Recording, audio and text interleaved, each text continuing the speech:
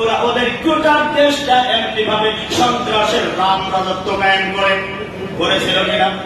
রব্বুল আলামিন বলেন, দুনিয়ার মানুষরা শোনো, ওদের দ্বিতীয় নম্বরের কর্মসূচি হলো ওয়াজানু আইজ্জাত আহলিহা, ওরা ওদের দেশের সম্মানিত নাগরিকদেরকে, মর্যাদাবান নাগরিকদেরকে ওরা লাঞ্ছিত করে, অপমানিত করে। করেছিল কিনা? আল্লামা সাঈদী 9 মাসে 4,500 মহিলাকে ধর্ষণ করেছে এই মিথ্যা অভিযোগ দিয়ে। প্রথমে ফাঁসির রায়, আর পরবর্তীতে কি করে? সূরা আনফালের আয়াত নম্বর 30, ইয়া আইয়ুহাল্লাযীনা কাফারু ওয়া ইয়ামকুরু বিকাল্লাযীনা কাফারু লিইউসবিতুক। হে নবী, আপনি শুনুন, ওই জান্নাতে বসে, মন্ত্রণালয়ে বসে, 14 দলের বৈঠকে বসে ওরা সিদ্ধান্ত নেয় লিইউসবিতুক, আপনাকে আমৃত্যু কারাদণ্ড দেবে। কি দেবে? কোথায় পাইলাম? সূরাতুল আনফাল আয়াত নম্বর 30। রব্বুল আলামিন বলেন, এই 14 দলের বৈঠকে 14 নেতা বসে ওরা সিদ্ধান্ত নেয়, ওদের পার্লামেন্টে আবু জাহেলের নেতৃত্বে ওরা সিদ্ধান্ত নেয় লিইউসবিতুক, আপনাকে আমৃত্যু কারাদণ্ড দেবে। যাবজ্জীবন নয়, যাবজ্জীবন হইলে তো সে বছরে 3 মাস ছুটি থাকে, এই হিসাব করে 10-15 বছর, 18 বছর, 20 বছর পরে মুক্তির ব্যবস্থা আছে, কিন্তু আমৃত্যু কারাদণ্ড দিলে তার মুক্তির ব্যবস্থা নাই। আছে? লিইউসবিতুক, হে নবী, আপনাকে তারা আমৃত্যু কারাদণ্ড দেবেন। আমার কার্যকরী হয়েছে কিনা বাংলাদেশে? 2 নম্বর, আওয়া সুযোগ, অথবা আপনাকে দেশ থেকে বহিষ্কার করবে। ইব্রাহিম আলাইহিস সালাম বলেছিলেন, ইউরিদু আইয়ুখরিজাকুম মিন আরদিকুম। হে ইব্রাহিম, এই মুহূর্তে বাবেল শাহ ফিরাউন বলেছিল, ইউরিদু আইয়ুখরিজাকুম মিন আরদিকুম। হে মূসা আলাইহিস সালাম, এই মুহূর্তে মিশর শাহ আবু জাহেল ঘোষণা দিয়েছিল, ইউরিদু আইয়ুখরিজাকুম মিন আরদিকুম। আমাদের সিদ্ধান্ত হলো মুহাম্মদ সাল্লাল্লাহু আলাইহি ওয়াসাল্লাম এই মুহূর্তে মক্কা শাহ। সুতরাং বাংলার জমিনে যারা ইসলামী আন্দোলনের কাজ করবে, আল্লাহর দ্বীনের দাওয়াতি কাজ যারা করবে, নায়েবে রাসূলের ভূমিকা যারা পালন করবে, এই মুহূর্তে বাংলা ছাড়। কি নতুন কথা? নতুন কথা। তারা তোমার মাতৃভূমি থেকে বের করে দেবে যদি বাংলাদেশে অপরাধ হয়ে থাকে। আল্লামা সাঈদীকে আজকে বলা হলো বাংলা ছাড়, তাহলে ভারতের জাকির নায়েককে কেন ভারত ছাড়ি হলো? ও তো আর বাংলাদেশের মতো ভারতের এলাকার না, তাহলে ওকে ভারত ছাড়ি হলো কেন? অর্থাৎ রব্বুল আলামিন বলেন, ওদের 3 প্রকারের শাস্তি। প্রথমটা হলো আমৃত্যু কারাদণ্ড, দ্বিতীয়টা হলো দেশ থেকে বহিষ্কার করা, 3 নম্বরের সাজা হলো আও ইয়াকতুলুকা, অথবা হত্যা করা, ফাঁসিতে ঝোলানো। কাল্পনিক অভিযোগ দিয়ে, মিথ্যা অভিযোগ দিয়ে তারা এভাবে হত্যা করবে। প্রিয় ভাইরা আমার, রব্বুল আলামিন তাই বলেন, এই জালিমদের 2 নম্বরের কর্মসূচি হলো ওয়াজাআতু আইজ্জাত আহলিহা আজিল্লা। ওরা নামী দামি সম্মানিত লোকদেরকে লাঞ্ছিত করে, অপমানিত করে, অপদস্থ করে।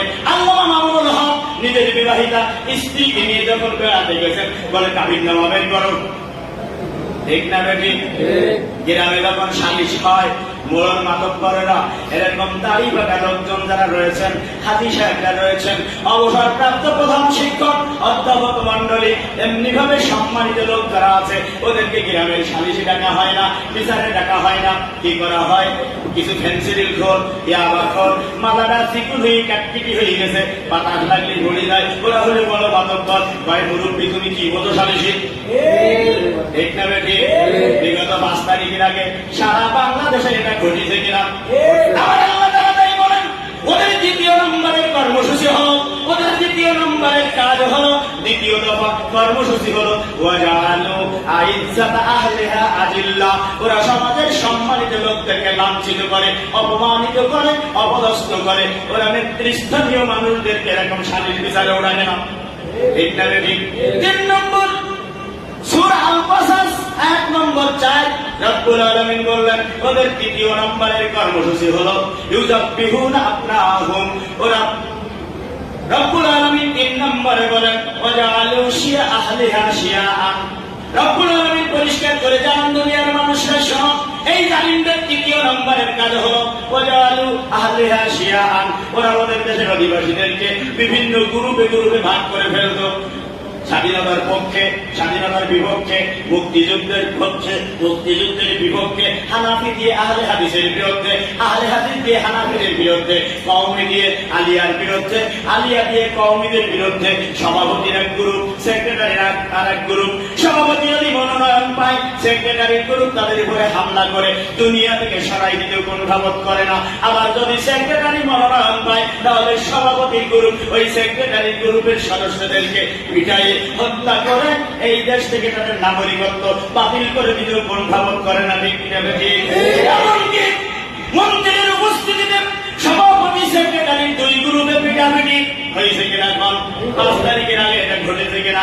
ওদের 3 নম্বরের কর্মসূচি হলো ওরা ওদের জাতি দেশের জনগণকে এভাবে বিভক্ত করে ফেলে। 4 নম্বর ওদের 4র্থ নম্বরের কর্মসূচি হলো ওরা মিথ্যা অভিযোগ দিয়ে, কাল্পনিক অভিযোগ দিয়ে ওরা পুরুষদেরকে ওরা ক্রস ফায়ারের নামে হত্যা করে। পুরুষদেরকে, পুত্র সন্তানদেরকে ওরা হত্যা করে, খুন করে। কাল্পনিক অভিযোগ করেছে কিনা? করছে কিনা বলে? প্রিয় ভাইরা আমার, 3 দিন আগে গ্রেপ্তার, 6 মাস আগে গ্রেপ্তার, 6 মাস পরে আয়না ঘর থেকে বের করে নিয়ে নম্বরে সন্ত্রাস কায়েম করা, 2 নম্বরে সম্মানিত লোকদের লাঞ্ছিত করা, 3 নম্বরে জনগণের মধ্যে গ্রুপিং তৈরি করা, 4 নম্বরে পুরুষদেরকে ওরা হত্যা করে, পুত্র সন্তানদেরকে হত্যা করে, আর মেয়েদেরকে প্রতিষ্ঠিত করে। প্রিয় ভাইরা আমার, সুতরাং এই 4টি কাজ যারা করবে, আমার আল্লাহ ঘোষণা দেন, দুনিয়ার মানুষরা শোনো, এরা হলো ওই দুনিয়ার, ওই সমাজে, ওই দেশের জন্য এরা হলো জালিম, অত্যাচারী, এরা হলো জালিম। এই জালিমদের পরিণতি কি হবে আল্লাহ বলেন সূরা ইউনূস আয়াত নম্বর 13, নাম্বার নোট করে দেন প্রিয় ভাইরা আমার।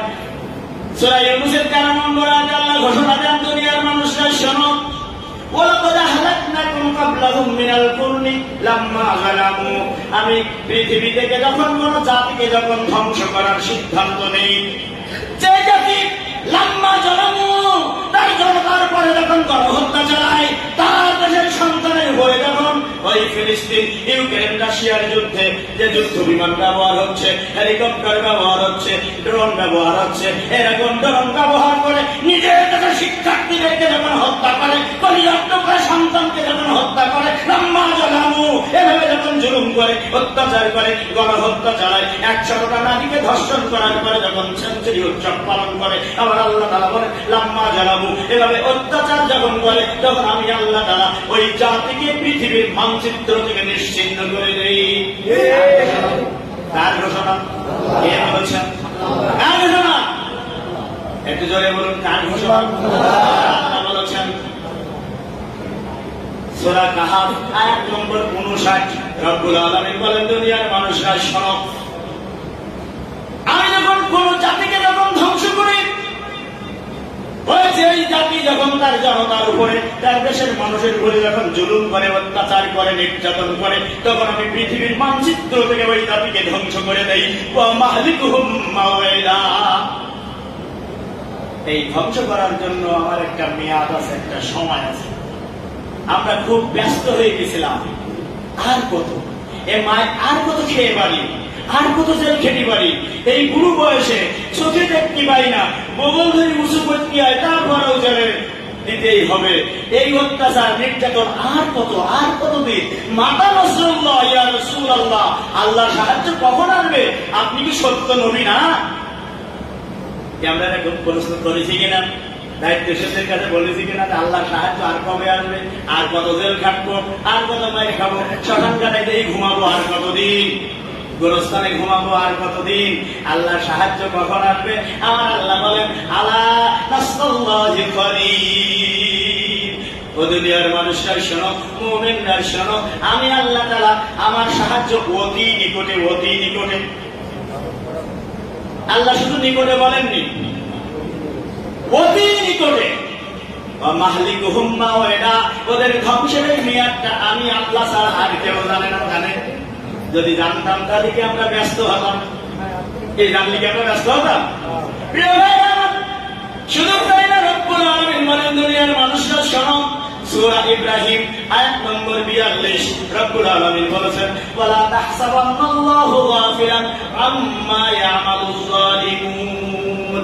দুনিয়ার মানুষরা শোনো, হে জালিমরা, তোমরা মনে করো না, তোমরা হিসাবে এনো না, তোমরা ধারণা করো না, ওয়ালা তাহসাবান্না, তোমরা হিসাব করো না, তোমরা ধারণা করো না, তোমরা যে জনতার ভয়ে জুলুম করছো, রাতের অন্ধকারে সিগারেটের কাগজে, সাদা কাগজে তালিকা করে, হ্যালো বলে ফোন করে দারোগা এনে আলেমদেরকে যে ধরিয়ে দাও, রাতের অন্ধকারে ঘেরের ভিতরে যে বিল ঠেলে দাও, ঘের লুট করে দাও, গুলি করে গরু মেরে দাও, তোমরা মনে করো না আমি আল্লাহ তোমাদের এই জুলুমের কথা জানি না।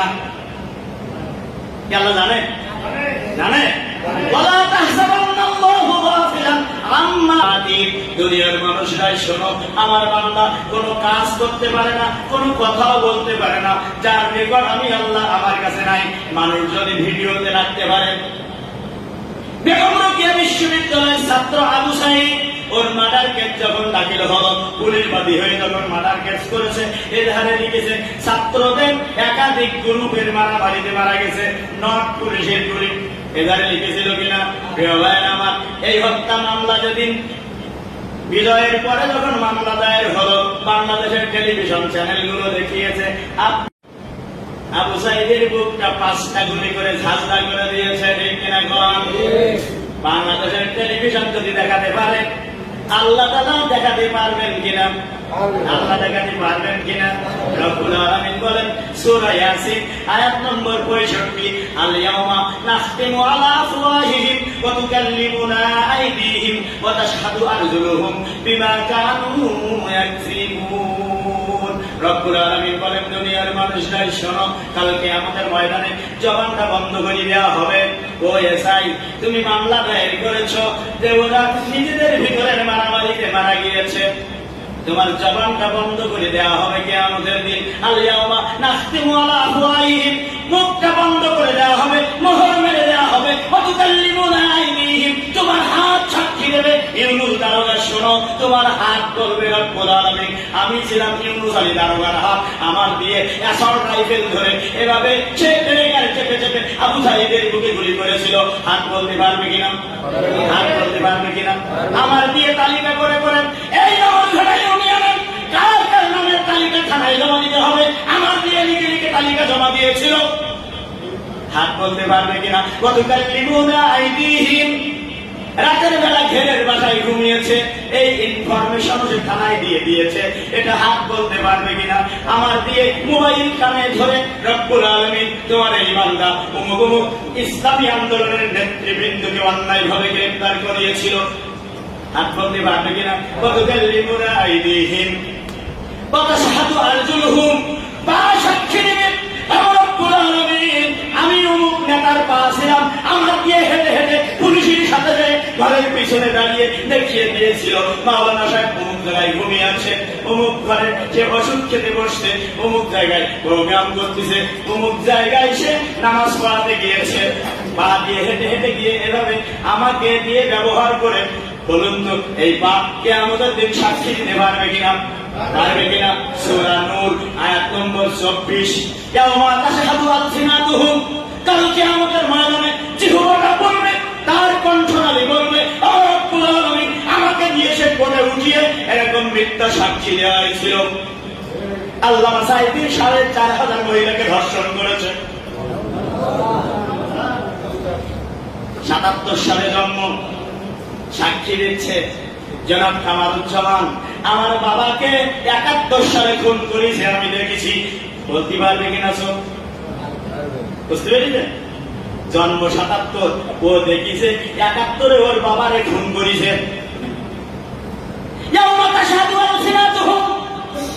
কিয়ামতের দিন তারা বলবে রব্বুল আলামিনের কণ্ঠ বলবে, ওই জিহ্বাটা বলবে সেদিন আমার রব্বুল আলামিন আমার কণ্ঠ আজকে স্বাধীনতা হয়ে গেছে, আমি স্বাধীনতা পেয়েছি। আমার সেদিন কণ্ঠ বলবে আমাকে দিয়ে সে কোর্টে উঠিয়ে এরকম মিথ্যা সাক্ষী বানিয়েছে, মিথ্যা সাক্ষ্য দিতে বাধ্য করেছে। বলতে পারবে কিনা? পারবে কিনা? বিমা কানু ইয়াকসিবুন, সারা জীবন ধরে যা কামাই করেছেন, যা অর্জন করেছেন, আমাদের হাত পা অঙ্গ প্রত্যঙ্গ করে এভাবে আমাদের বিরুদ্ধে সাক্ষী দেবে। প্রিয় ভাইরা আমার, সূরা শুআরা আয়াত নম্বর 42 রব্বুল আলামিন বলেন, ইন্নামা সাবিলু আলাল্লাযীনা ইয়াযলিমুনান নাস, বিচার তো তাদের করব। আল্লাহ বলছেন বিচার তো তাদেরই করব যারা জনতার ঘরে জুলুম করে, গণহত্যা করে, শিশুদের হত্যা করে, নারীদেরকে শ্লীলতাহানি করে, নারীদেরকে হত্যা করে। আমি আল্লাহ বিচার তো তাদের করব, অন্যদেরকে মাফ করে দিলেও দিতে পারি। ইন্নামা সাবিলু আলাল্লাযীনা ইয়াযলিমুনান নাস, রব্বুল আলামিন বলেন, দুনিয়ার মানুষেরা শোনো, আমি আল্লাহ তাআলা তাদেরকেই বিচার করব। প্রিয় ভাইরা আমার, আল্লাহ যদি জালিমদের বিচার করতে পারে, তাহলে বাংলাদেশের আদালতে ওদের আর মনে বিচার হবে না, ওদের আর মামলা দায়ের হবে না। কি বলেন? শুরু হয়েছে, শুরু হয়েছে। আজকে এই খুনি হাসিনার বিরুদ্ধে গণহত্যাকারী, শুধু গণহত্যাকারী নয়, 28 জানুয়ারি 2010 ওর বাবা খুনি মেজর বজলুল হুদাকে বুকের পরে পা দিয়ে নিজ হাতে জবাই করেছিল এই ডাইনি মহিলা। দেখেছেন না, নেটে দেখেছেন না ছবি? ফাঁসি হয়, ফাঁসিতে মারা যায়। কত বড় পাশা, কত বড় ডাইনি মহিলা, বুকের পরে পা দিয়ে, অস্ত্র দিয়ে গলা কাটে জবাই করে। এখন প্রকাশ হয়েছে না? আমার আল্লাহ তাআলা তাই বলেন, ইন্নামা সাবিলু আলাল্লাযীনা ইয়াযলিমুনান নাস, দুনিয়ার মানুষরা শোনো, যারা এমনি ভাবে জুলুম করে, বিচার তো তাদেরই করা হবে। সুতরাং যারা নির্দোষ মানুষ, তাদের ভয়ের কোনো কারণ নাই। আমি যেটা আমার বলেছেন না, যারা গণহত্যা করেছেন, গণহত্যাকারী, গণহত্যা